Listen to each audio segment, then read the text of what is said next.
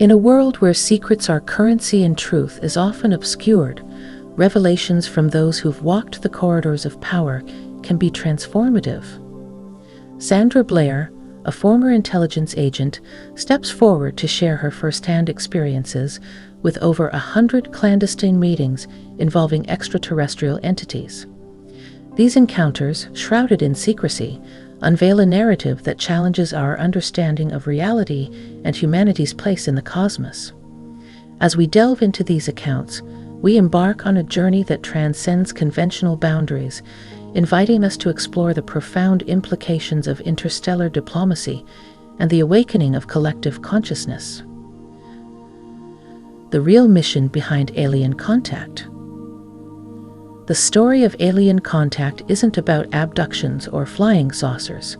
It's about evolution. In the earliest briefings Sandra attended, the common thread wasn't invasion or technology. It was guidance. These beings weren't here to take over. They were here to intervene in a timeline that was heading toward collapse. The visitors, as the agencies quietly called them, expressed a deep concern about Earth's trajectory. Not because they feared it, but because they were once like us. Civilizations that had faced extinction through misuse of power, energy, and genetic experimentation. They weren't warning us to scare us. They were here to redirect us. Sandra noted that during these interactions, it was made clear: humanity is on the verge of remembering what it truly is. The real mission of contact wasn't to teach us anything new, but to activate what had long been asleep in our DNA. Contact is not a message. It's a mirror. Every meeting began with energy, not words. The room would shift. Lights would flicker. The nervous system of everyone present would feel stretched, like something was moving faster than thought. These beings communicated through frequency, through knowing, long before speech occurred. The message they brought was consistent. Humanity must choose whether to ascend or recycle. They weren't here to force a decision. They came to offer tools, glimpses, and questions that would crack open our closed system. They knew we were ready. But readiness requires remembering. Their mission is not salvation. It is support. Earth is not alone, and never has been. But until we recognize ourselves as part of a greater galactic story, we will continue to fear the very hands reaching to help us rise. Why interdimensional beings prefer secret meetings. Public appearances would defeat the purpose. These beings operate in layers of consciousness far beyond our daily awareness. To arrive openly would be like throwing a supercomputer into a cave. It would short-circuit minds, institutions, and emotional stability. Privacy wasn't about secrecy. It was about stability. The beings choose small groups, specific locations, and certain magnetic fields. Not all humans can hold the energy required for interaction. It isn't about privilege, it's about frequency tolerance. In these meetings, electromagnetic fluctuations could be intense. Some agents passed out.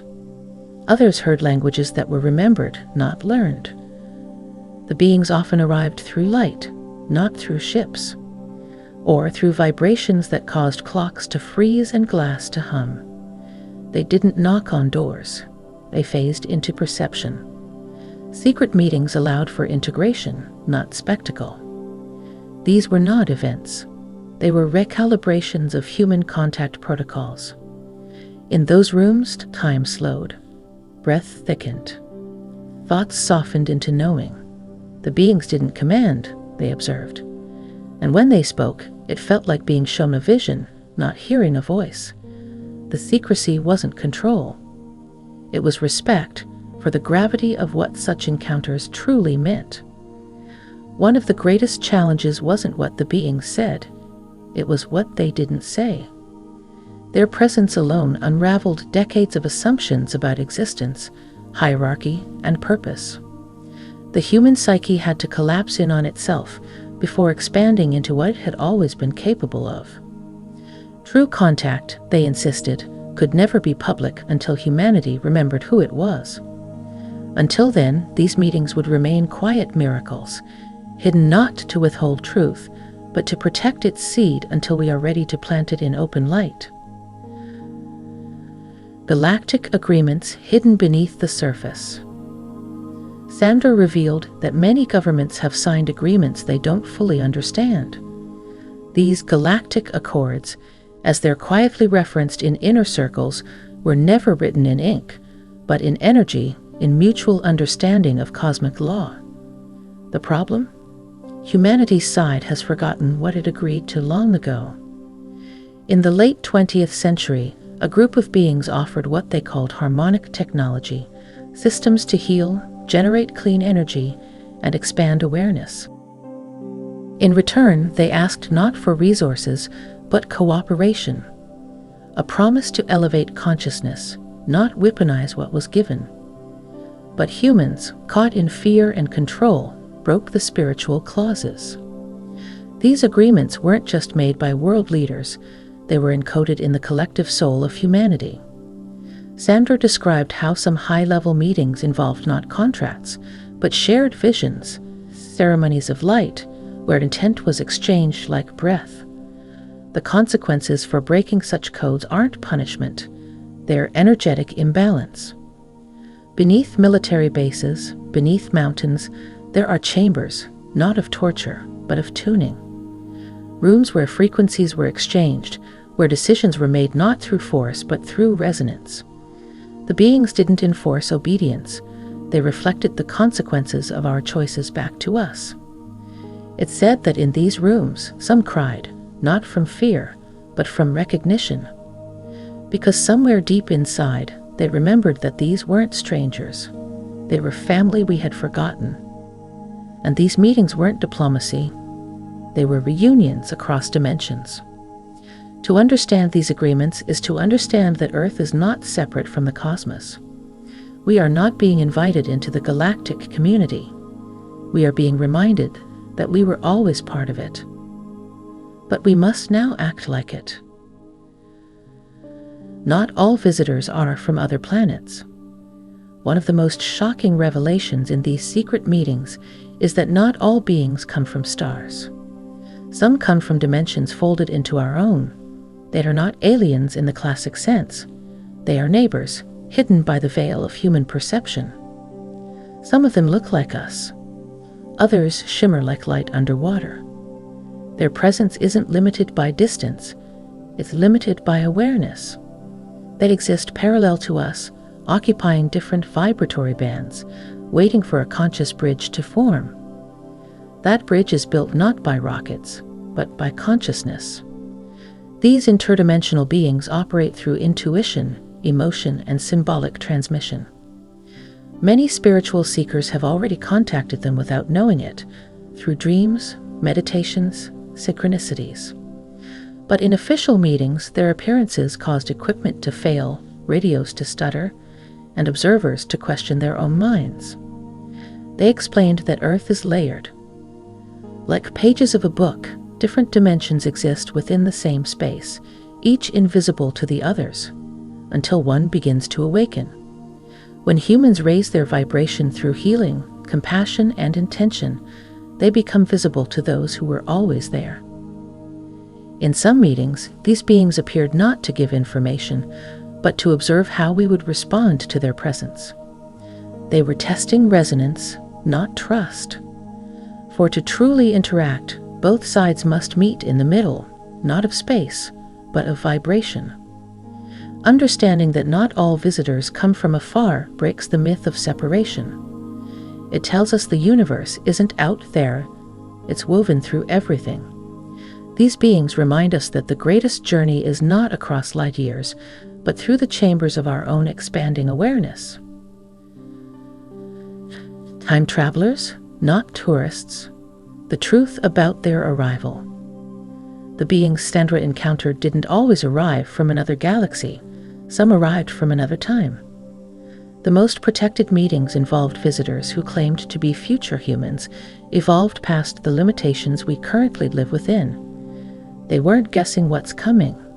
They had lived it. Their presence was gentle, even somber. They carried a deep understanding of the consequences of misused technology, emotional suppression, and spiritual forgetfulness. They weren't here to warn, they were here to offer a different path. They showed timelines, not with fear, but with clarity. Possibilities, not prophecies.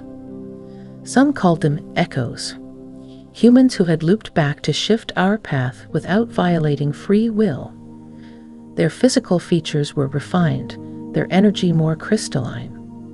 They spoke little but carried profound peace. Their presence alone revealed the contrast between where we are and where we could be. In one meeting, a visitor simply placed a small device on the table. It projected not an image, but a feeling, a full-body immersion into a possible future Earth, green, balanced, luminous. Everyone in that room wept, not because it was lost, but because it was still possible. These travelers don't manipulate. They gently nudge. Their mission isn't to fix the past, but to support a divergence. They walk among us quietly, watching, choosing moments to intervene when the heart is open. They are not anomalies, they are hope embodied. What they've shown us is this: time is a spiral, and our actions echo forward. The future is not fixed, but it is listening. And sometimes it sends messengers back, not to save us, but to remind us who we're still capable of becoming. Encoded frequencies shared in underground facilities. Beneath our feet, in places shielded from satellite view and public memory, something extraordinary has been happening. In the quiet corridors of underground facilities, certain beings have shared more than words. They've shared frequencies. Not spoken like languages, but transmitted like tones that recalibrate the nervous system and open dormant perception. These frequencies aren't stored on hard drives or inside machines. They're alive, conscious codes carried through light, sound, and sacred geometry. When played within specially built resonance chambers, these frequencies caused altered states of awareness, emotional breakthroughs, and even temporary time distortion. Scientists couldn't replicate them. They could only receive. The intention behind these transmissions was not technological dominance, it was alignment. Beings wanted to restore humanity's capacity to feel truth, not just measure it. The frequencies acted like a tuning fork to the soul. Those exposed to them often experienced spontaneous healing or bursts of ancient memory returning. In some instances, the facilities were used simply as neutral ground, acoustic temples hidden under earth. Contact didn't happen at a table with pens and papers. It happened through sound, silence, and shared presence. These moments weren't experiments. They were reminders of who we were before forgetting began. Why the human aura was of interest to them. Many assume extraterrestrials are fascinated by human DNA or brain function, but one of their greatest points of interest was the human aura. The electromagnetic field that surrounds every person told them more than any scan or blood test could.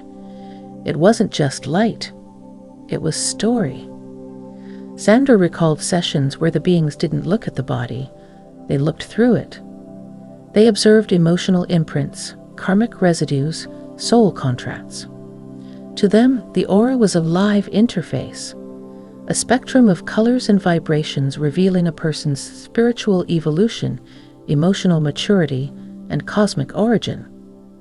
They noted that Earth humans, despite their density, have some of the most unique aura signatures in this quadrant of space, not because we're superior, but because we've endured more forgetting and still carry the seed of remembrance. Our struggle, paradoxically, made our energy fields rich with potential. These beings did not judge good or bad auras. They saw coherence or distortion. Some auras sang. Others flickered like a broken signal, but they treated each one as sacred. Their curiosity wasn't clinical, it was reverent. To them, we are not just bodies. We are fields of light learning to sing again. Hybrid beings and the bridge between realms. Hybrid beings have long stirred controversy in public imagination, but in the underground meetings, their existence was neither secret nor myth. These beings stood, literally and symbolically, between two worlds, part human, part something more. Not experiments, but bridges created to stabilize frequencies between species and dimensions. Their presence was gentle, yet undeniably different. Eyes that held too much memory, movements too fluid for this gravity. When they spoke, it was as though two voices overlapped, one ancient, one innocent. They weren't created in laboratories. They were born of mutual agreements, spiritual and biological. The purpose of hybrids was to offer empathy across realms, to teach humans how to hold higher vibration in physical form, and to teach non-humans how to navigate emotion, unpredictability, and intuition. They were the living treaties, carrying peace not in doctrine, but in DNA. Their challenge was identity. They'd often felt they belonged to both worlds and neither. But in contact meetings, they were respected as ambassadors of the new Earth, living examples of what humanity might one day become when unity is chosen over division. How these beings influence human evolution silently. Throughout her debriefings, Sandra was shown subtle yet powerful ways these beings have been assisting humanity from behind the veil. They don't manipulate timelines, they influence inspiration. Great inventions, artistic revolutions, and spiritual awakenings often begin with a whisper not born of the thinker, but of something beyond. They plant ideas like seeds wrapped in emotion, a dream that won't fade, a sudden insight in the shower, a pull toward healing work you never studied. These beings influence by resonance, not control.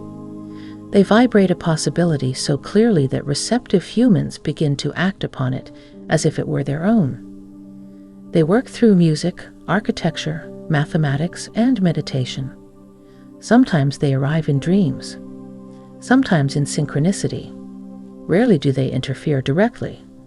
That would bypass free will. Instead, they amplify light and wait to see who tunes in, not by belief, but by vibration. This isn't intervention, it's stewardship. Humanity is not being watched as an experiment.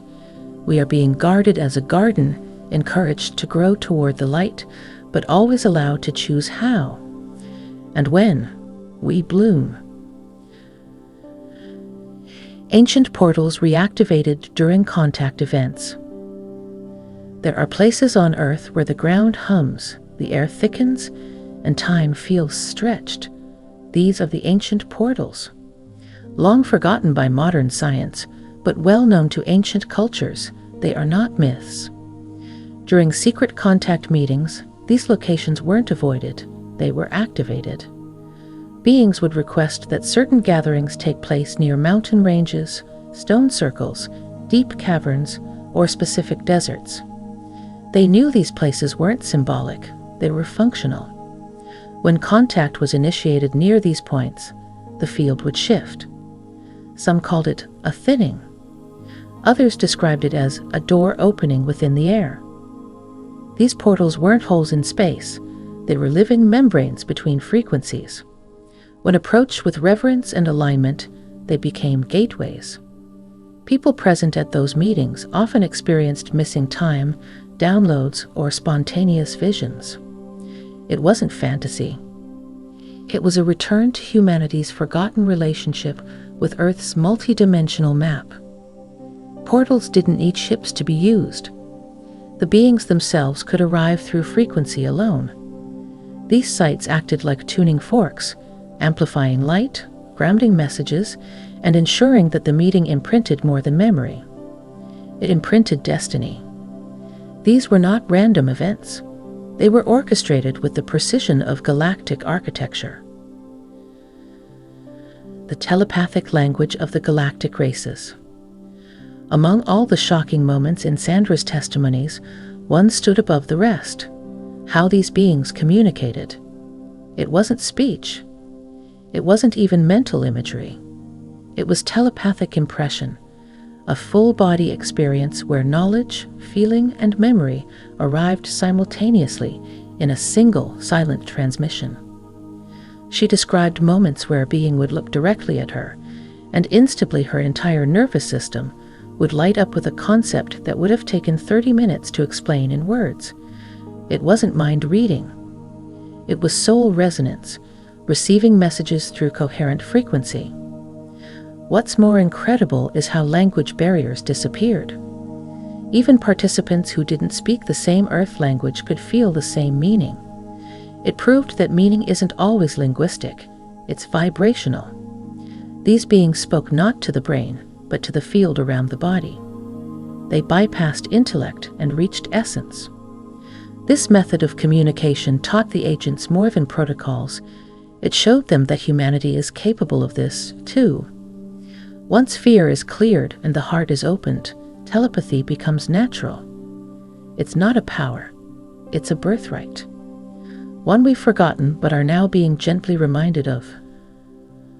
Energetic contracts between humans and off-world beings. Not all contact was new. Some individuals reported feeling an unexplainable familiarity with the beings present. This wasn't coincidence. It was contract. These weren't paper agreements, but energetic promises, often made long before incarnating into this life. Agreements of guidance, observation, and mutual growth. People chosen for certain meetings didn't volunteer through resumes.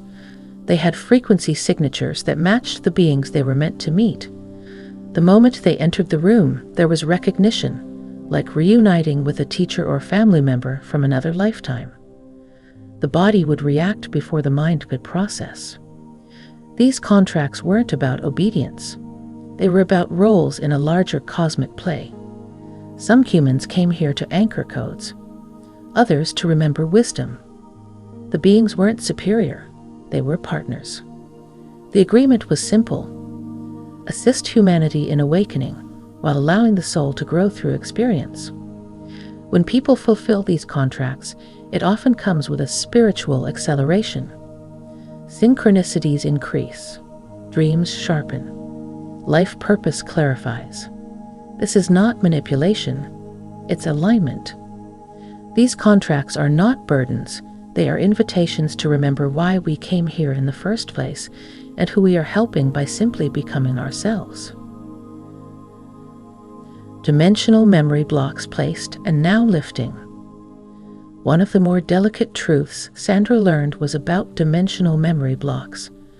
Installed thousands of years ago, these energetic barriers prevented humanity from accessing certain levels of memory and frequency, not as punishment, but as protection during times of great planetary instability. These blocks acted like filters. They ensured that higher dimensional awareness wouldn't overwhelm the nervous system or destabilize the emotional body. But now, as Earth rises in frequency, those blocks are dissolving. And what's returning isn't new, it's ancient knowledge encoded in our own cellular memory. Sandra described agents waking up with memories they never lived, or weeping during contact because something sacred had been reawakened deep in the subconscious. It wasn't trauma, it was truth returning to a mind finally ready to hold it. These moments weren't scripted, they were spontaneous. When agents become messengers for humanity's shift, some people are chosen to witness, but others are chosen to carry forward. After years of silence and secrecy, many former intelligence officers, like Sandra, feel the pull to share what they know. Not for fame or rebellion, but because the time for concealment is over. These agents held codes through their lived experience. The meetings weren't just intelligence, they were initiations. Through them, these individuals absorbed frequencies and visions that would later activate their mission as messengers, way showers, and protectors of awakening truth. Many struggled at first. How do you speak the unspeakable? How do you share what others call myth when you lived it like oxygen? But eventually, the pull to stay silent became heavier than the risk of speaking. Truth, once seated, cannot remain buried forever. Why children are often mentioned in alien dialogues. Among all the topics that emerged in the secret meetings, one group was referenced repeatedly: children. Not because they were targets, but because they hold something adults often lose: purity of frequency. The beings saw children not as vulnerable, but as vibrational keys to Earth's evolution. Children born after certain planetary alignments carry crystalline structures in their energy field. Many of them are already telepathic, energetically sensitive, and spiritually aware, without being taught. The beings often spoke of these children as bridges, here to help adults remember how to live from the heart again. These conversations weren't theoretical. The beings had scanned the energy fields of millions and saw spikes in light among the younger generations. Not just intelligence, but coherence. These children, they said, are here not just to learn, but to lead, not through dominance, but through example. The sacred role of DNA in alien interest. The focus on DNA during contact meetings wasn't about manipulation, it was about memory. These beings weren't trying to alter humanity, they were trying to restore a sacred design. DNA, to them, wasn't just biological. It was cosmic architecture, carrying codes from stars, planets, and ancient civilizations. They described our double helix as incomplete, a musical instrument with strings missing. The hidden strands, once activated, would reconnect us with multidimensional awareness and soul-level intelligence. The goal was never to evolve us artificially, but to reactivate what we already are beneath the distortion. They emphasized that each person's DNA carries not just ancestry, but mission. Certain light frequencies carried within the solar flares, and contact points are designed to awaken these codes at specific stages of Earth's timeline. When people begin dreaming vividly, feeling drawn to light languages, or sensing a shift in their physical state, this is often why. How Earth is seen as a living, conscious being. Among the most powerful revelations shared with Sandra was this: Earth is not simply a planet. She is a conscious, living being known across galaxies as a rare and sacred intelligence. What we walk upon is not just soil. It is sentient structure with its own desires, moods, and agreements. These beings often referred to Earth as Gaia or Terra. They spoke of her not in terms of resources, but as a sovereign soul who volunteered to host evolving consciousness across densities. Her beauty, diversity, and vibrational richness made her a destination for learning, not exploitation. They explained that Earth's energy field has been dimmed through collective trauma and industrial dissonance. But it is healing. As humans awaken, Earth herself rises. Her grids, ley lines, and sacred sites are recalibrating in tandem with us. Our transformation is interwoven with hers. 2025 to 2035. What the visitors warned about.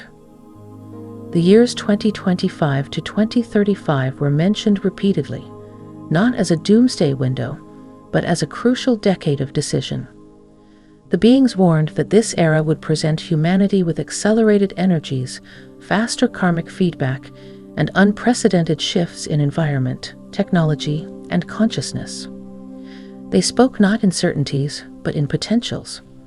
Earth could experience more energetic disturbances, solar activity, magnetic anomalies, and rising emotional tension. But these weren't punishments. They were responses, reactions to an internal imbalance in human thought and behavior echoing into the planetary field. What they emphasized most was choice. During this window, humanity would decide whether to collapse under the weight of unprocessed trauma or rise through healing and integration. They urged individuals to anchor peace, choose clarity, and ground in presence. These choices would ripple through the collective. They did not speak in fear. They spoke in frequency calibration. We are not victims of time. We are co-sculptors of it. The decade ahead is a sculpting room, and what we chisel now will become the sculpture future generations live within.